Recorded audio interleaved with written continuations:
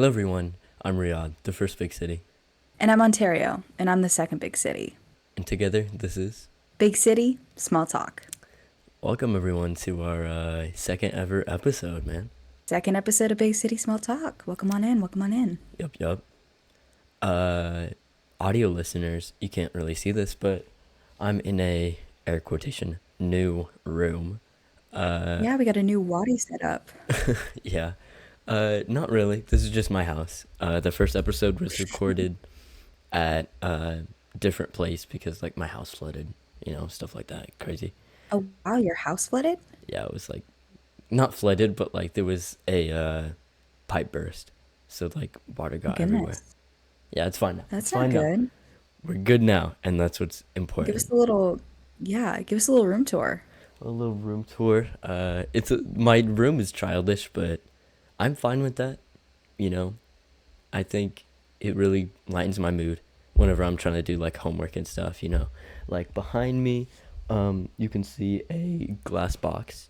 That has. I used to be massively into Legos when I was a kid, so that has a set of like the Joker and Deathstroke and Harley Quinn, stuff like that.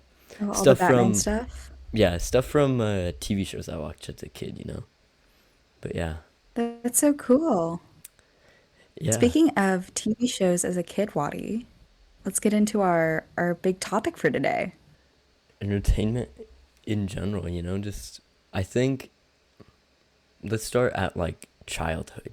So what were your Mhm. favorite childhood shows? Ooh, okay. I had a bunch that I would watch kind of on rotation.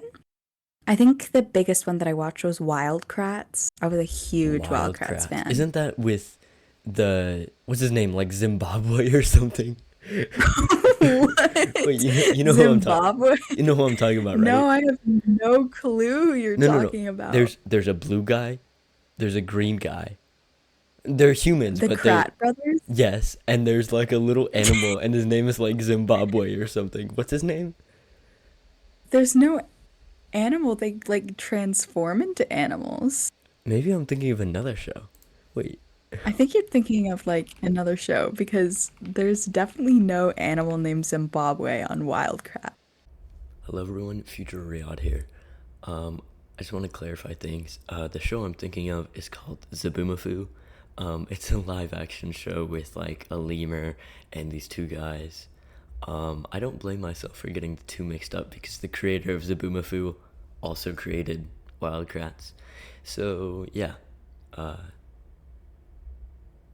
oh, I am thinking of an entirely different thing. Wow. I'm thinking of a live action thing with like a little raccoon animal. I don't know. Wow, okay. Are you thinking? Okay, I'm thinking of something else. It's fine. no, no, no. I'm thinking of the animated show. Yeah, yeah, okay. What other shows Um, did you have in your rotation? My Little Pony, Friendship is Magic. I My was for Little sure a Pony. My Little Pony watcher. Mm-hmm. That's for sure what I was. I always loved Rainbow Dash. She was my favorite character and will continue to be because she's so cool. I have no And knowledge, so I then, agree with you. mhm, mhm. What else did I watch? Oh, I really liked Phineas and Ferb. Phineas and Ferb for sure was a Ooh, good show that Phineas I and watched. Ferb was amazing. Oh my god. Hmm. Wow, I think that is legitimately like like even outside of like being for kids, I think it's one of those shows, those kid shows that transcends like childhood and like even adults would watch it. Like my mom would watch it with me just because it was like good. You know what I mean? Oh, definitely.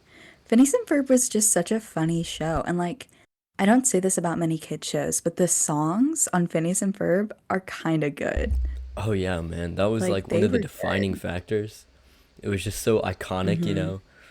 Wait, what's that one song? Hmm. It's like Chicka Boom or something. Uh Candace Oh, sings it, you know what I'm talking about? It was a yeah, 'cause she falls in love with Jeremy, right? yeah, yeah, it was a TikTok audio for a while. Like it's like Ben or not Ben 10. Phineas and Ferb is like a cultural like phenomenon. Hmm. It's amazing. I always related to Candace because I too am a redhead. You had that like So Candace and I, we're tight. We're tight. yeah, I get that. I get that. I think definitely uh a cartoon character I related to was Ben 10. I loved Mm. Ben 10. I didn't even look like him, but I just like was like, man, Ben 10 was such a good show with the Omnitrix. He could transform into different aliens. It was such a cool concept, and it was well Right. written. But yeah, I've Ben never 10 was seen Ben amazing. 10. Can You've never you seen it? describe it to me? Um, Random boy named Ben like finds this watch, and it's like a green watch. I think it like crash landed on Earth if I remember correctly. Um, and he just finds it, and it like bonds to him, and it's like this alien device that like whenever like he wants, he can activate it and switch into like an alien. And there's like different Interesting. forms you can change into. I'm not doing the show Does justice. does he like save the world with it or something? Yeah, yeah, for sure. Of course, of course. It's pretty good. Um, Avatar, The Last Airbender was one that was ooh, oh so Ooh. amazing. I Mm. loved Avatar. Um, Also, yeah, what I have in the background, DC. I loved anything DC. Um, Namely the Justice League animated show. That was amazing. Did you Uh, have a favorite DC character? Favorite DC character is probably Dick Grayson or the Nightwing. I don't know. He's just like so cool, and Mhm. this is kind of funny, but he has like no superpowers, but like he is like such a superhero. You know what I mean? Like he's what Batman wants to be. You know what I mean?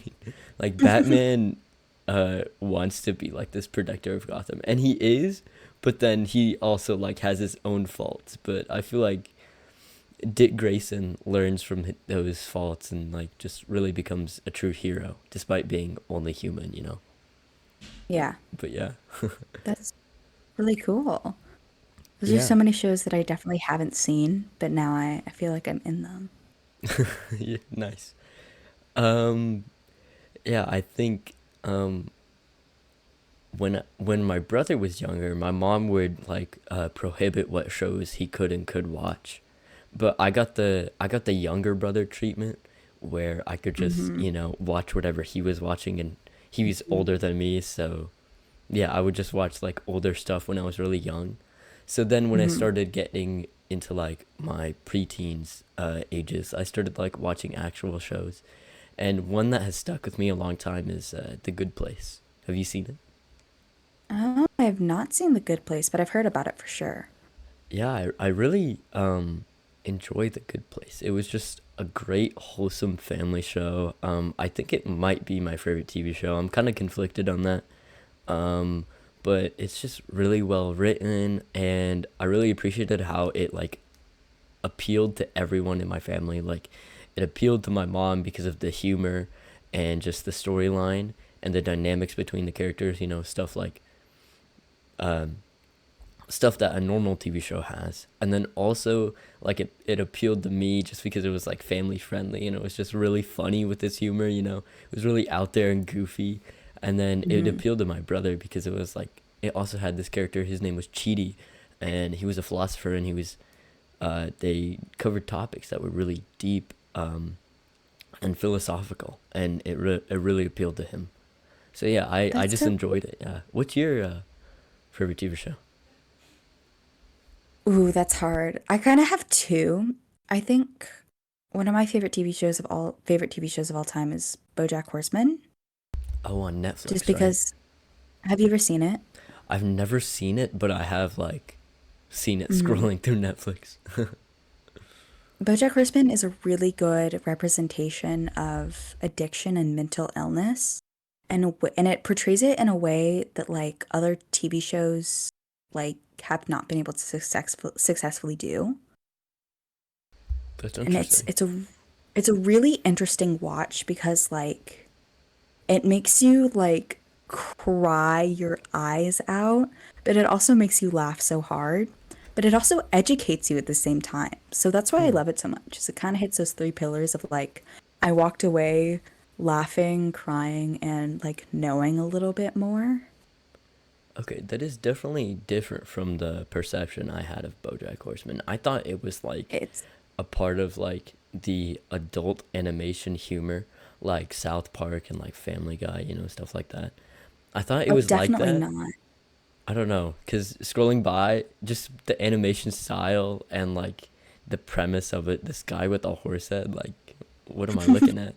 It was very like, oh no, it just was reminiscent of Family Guy and stuff like that. So that is not what I had in mind for it No, at all. it's very different from something like South Park. It like the humor that it has is not like in your face kind of humor. It's kind of meta at sometimes.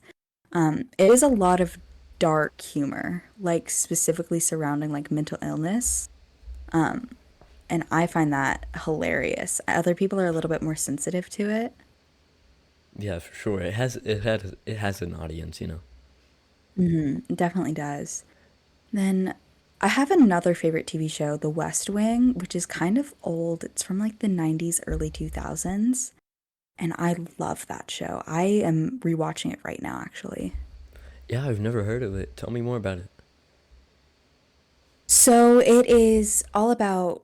So The West Wing is a wing of the White House. So it's a political drama show, and it's all about Ooh. the people who work in the West Wing, which are the chief of staff, the deputy chief of staff, the press secretary, the communications director, the deputy communications director, and other people who work there. And it's really interesting because it's like this political drama. Like they talk about things that were from the 90s, like issues with Cuba or something like Hmm. that, that like I don't know a lot about just because I wasn't alive. And so Yeah, yeah. it's a really good show. I love it. No offense, but wouldn't that be a little boring? How is it entertaining? I feel like a show about the White House, like, Um, well, okay. I definitely don't think it's boring, but that's because I'm really into politics. But they do a mm, really good job of keeping it like entertaining because like there's just so much drama and not like soap opera drama. Like there are a lot of cliffhangers. Like one of the main characters gets shot. Like the president gets shot and you don't know if he's gonna live or die. mm. The president's daughter gets kidnapped. Like there's Okay, an okay. assassination. Like there's all sorts of stuff that happens that like keeps you on your feet. Okay, So, so it's a drama show. Okay. for That's sure. interesting. Oh, for That's sure. so that's your favorite. That's cool. That's cool. Yeah. Um Definitely think like the shows compared to like the different decades, you have the 90s show, the early 2000s and 2010s. It's so much different, like Mhm. especially for kids. Like I have younger cousins and all they watch is Coco Melon. Oh my god, bro. Cocomelon. What Oh my is that? goodness. It's like oh my god. Kids are addicted to like these brain dead shows. Like Hmm. these massive corporations exploiting these children. Hmm. Like I guess they're not I think that. exploiting, but just Oh, I would say it's definitely exploiting. Like, I guess yeah, yeah. it's not a good quality show. Yeah. Like, I feel like what even is Cocomelon besides like random animations just like doing nothing? They just I think they just it's a bunch of nursery rhymes. So Hmm. like yeah, it's a bunch of nursery rhymes. I think that's really it. That's the extent of the show. And honestly, not all shows nowadays are bad, like Cocomelon, like for kids. Not all shows are bad. Hmm. One that's been popping off ever since COVID is Bluey. Yeah, Bluey's great. I noticed you have some Bluey plushies in the background, I right? do have Bluey plushies in my background Yup, because yup. I love Bluey. Bingo and Bluey. Yeah. Yeah, Bingo Bluey, and I actually have a muffin plushie on the way here. Oh, that's amazing. That's amazing. Yeah, Bluey's really. and truly an amazing show. And I've been trying to Hmm. put my mom and my brother on it, but they just are like, oh, it's just another kid show. I'm like, they don't get it, man. You don't get it. It's so I've good. Oh my gosh, I've totally gotten my mom hooked on Bluey. We watch it together all the time. Oh, that's adorable. Like, like she will laugh so hard to some of those jokes. It's funny to watch. Yeah, just I mean, it's just purely well written, well animated. It has everything you would want out of a children's Hmm. TV show. Um, I think the big thing that separates it from other TV shows, like let's say like just something I grew up on was like when I was a little baby was like Mickey Mouse Clubhouse, right? Hmm. Something that differentiates itself from shows like that is it's pondering to parents. It Hmm. also like this is a part of the reason why it blew up on social media is because it ponders not only to the small kids that watch it, but also to the adults and parents watching it too. It's a good example on how to be a good parent on, yeah, for your children. For sure. I think that's like some of those episodes that are like really targeted to parents too are honestly kind of the most meaningful to like teenagers, people our age too. Mm-hmm. Mm-hmm. Like I think Bluey does a really good job of having like a target audience of everybody. Like Yeah. from little 3-year-olds to like 50-year-olds. Everybody loves Bluey. Yeah. I recently saw, do you know who Matt Pat is, Game Theory? Of course I know who Matt Pat Game Theory is. he runs a channel Film Theory and he made a film theory on it and he was like Bluey's destroying the whole world. I was like, what is this, man? I definitely saw that video. He's There's so crazy. many like there's so many conspiracy theories with Bluey. Yeah, like, oh, have you heard of the Bluey iceberg? Ooh, like Hmm. it's not I that hear deep. people saying it's like for real. It was never that serious. I hear people who are like saying it's set in some like post-apocalyptic future where like dogs have taken over the world. That's crazy, man. Oh, Yeah, but just just let Bluey be Bluey. exactly, exactly. It's perfect the way it is, you know. Um, yeah, you mentioned it blew up on TikTok, because of like the teenagers who love it. And Mhm. I think like yeah, teenagers I notice like okay, researching for this video, I was researching like attention span. Um because I Interesting. was like, "Oh, we can talk about, TikTok and like how attention spans are like shrinking, are dwindling." Everyone's like, "Oh my God." And there's always that one headline that keeps getting brought up. Humans have a smaller attention span than goldfish, right?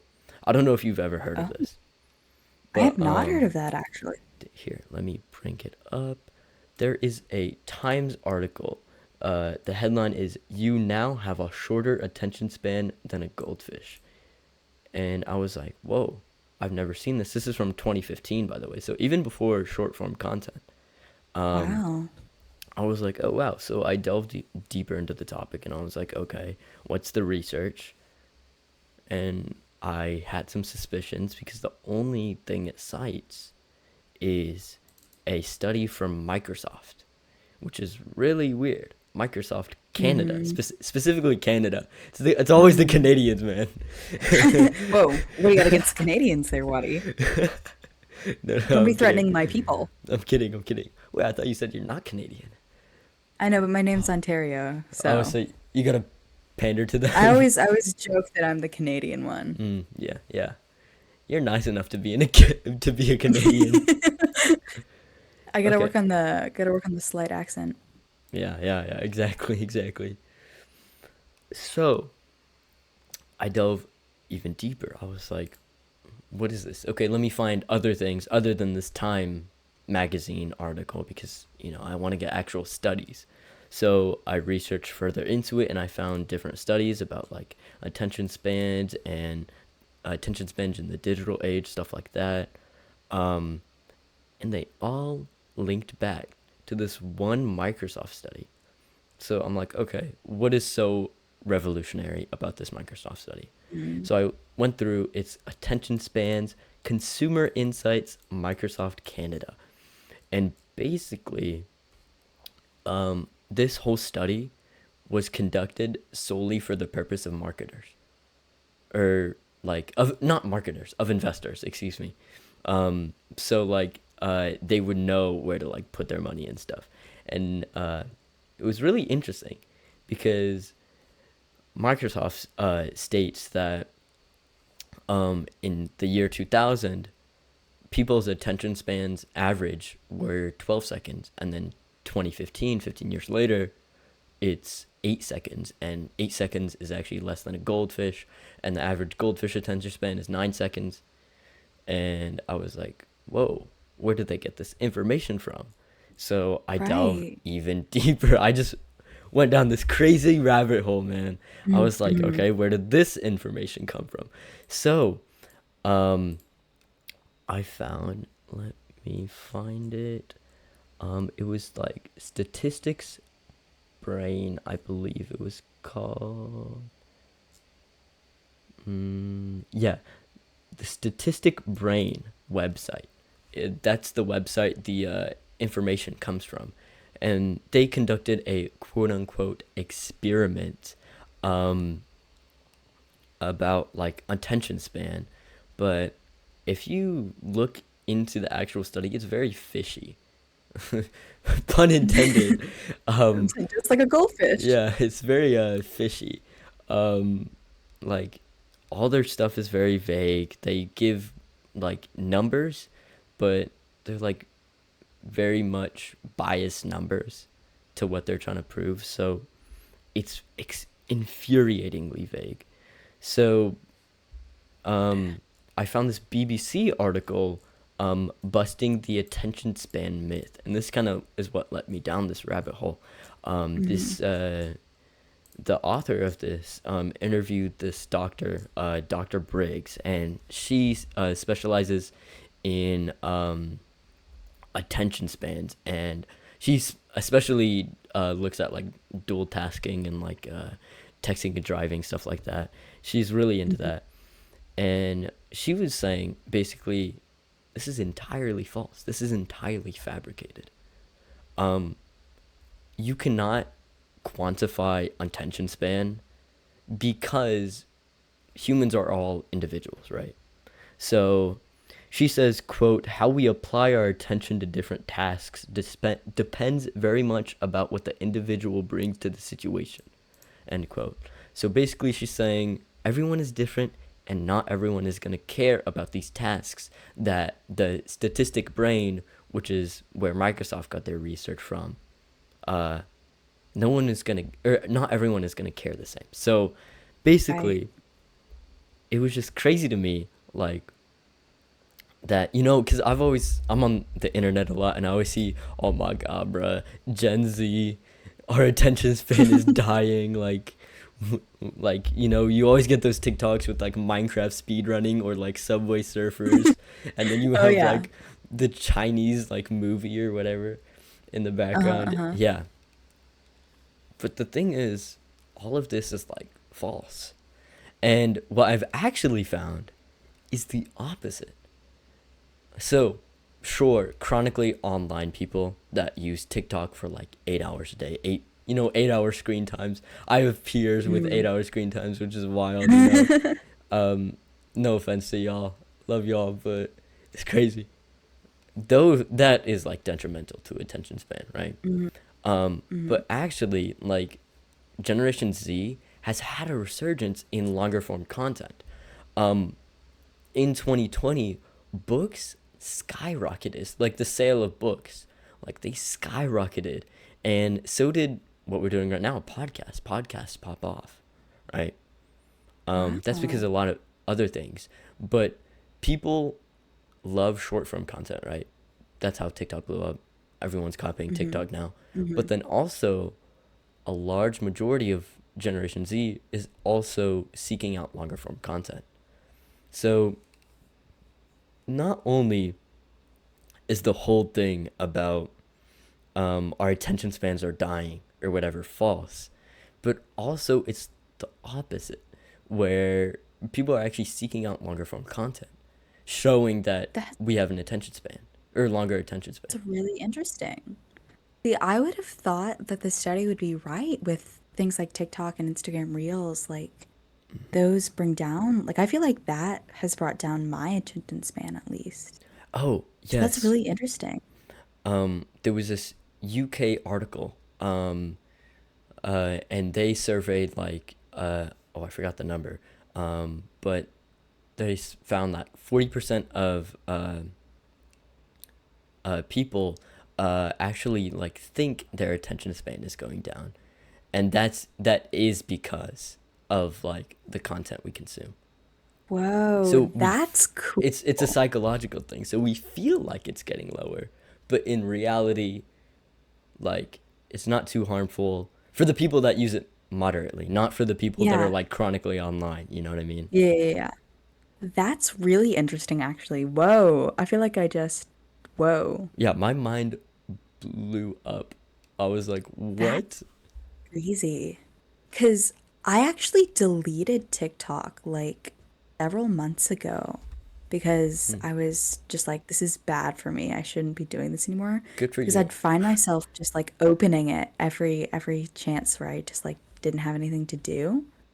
Hmm. And so, and I feel like my attention span has gone back up, but like that's just a psychological thing. That's so cool. Yeah, yeah, it's really interesting. And I just fell down this rabbit hole when researching for this episode, and I was like, oh man, I want to talk about this, you know? Mm-hmm. So Yeah, knowledgeable. thank you, thank you. But yeah, um, yeah, me personally, I don't consume short form content, whether it be YouTube Shorts, Instagram Reels, TikTok. Um, yeah, I always thought I knew from like the very beginning in 2018, oh, this is not healthy. So I just immediately deleted the app when it was popping off in like 2018. I think it was Mm. 2019, 2018. I don't remember. Got really popular in 2019. Yeah, 2019. I just was like, nah, this is not for me. I can't do this. Um, it's kind of funny though, but I watch a lot of YouTube and it's like forcing shorts down my throat. Like there, Hmm. every time I open the YouTube app, it always goes to YouTube Shorts. It's trying to get me to start scrolling. Like it's so weird. It's such a weird phenomenon. So weird. Yeah. It's not like me misclicking, oops, I hit the shorts button. Mhm. It's Right. opening to shorts. Like it's crazy. That's, wow, that's marketing right there. Yeah, for sure. Then shorts short form content is a game changer. Hmm. Yeah. See, the short form content that I consume is very minimal. It's my Instagram Reels, and it's all like Taylor Swift related. That's amazing. That's So, amazing. so I don't know if that's damaging me because I don't know. It's just like people making like DIY Taylor Swift bracelets or something. Yeah. Especially if you don't have like 12 hours a day or whatever, you know? Right. Oh yeah. My screen time is extremely low just because of how busy I am all the time. Yeah, me too, man. I only have 4 hours average, which Oh is really? compared to like other people, it's like really low. Yeah, that is pretty low. I think I have right around the same time, 3 or 4 hours. Yeah. Yeah. Also that includes music, because I also listen to a lot of music. That's true. So like Yeah. some days I'll have where I just listen to music all day, and that counts as Mhm. screen time, you know. Yeah. But I definitely listen to music like mo more than like often than not. Like hmm, whenever I'm working out or doing homework or something, I'm making sure. Got to keep Spotify on in the background. yeah. Want a break from the ads? I bought premium. You bought premium? Okay, yeah, I did too. I didn't I'm know if you had big on me. premium or not. No, no, no. I cannot do that. Listen for 30 minutes Yeah, of ad-free time. I cannot do that. yeah. I watched this YouTube video. I believe the title was like it was like something, it was a crazy statement. It was like the short form content bubble is gonna pop or something like that. It was something crazy like that. And they were talking about ways to improve short form content. It was really interesting. They also mentioned like how books and podcasts has had a resurgence ever since short form content like revolutionized the content game. Um, and they were like they had some suggestions.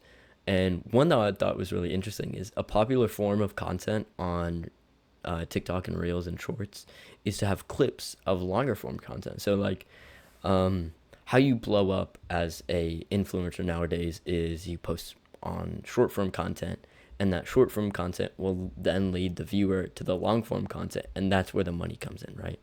Right, right.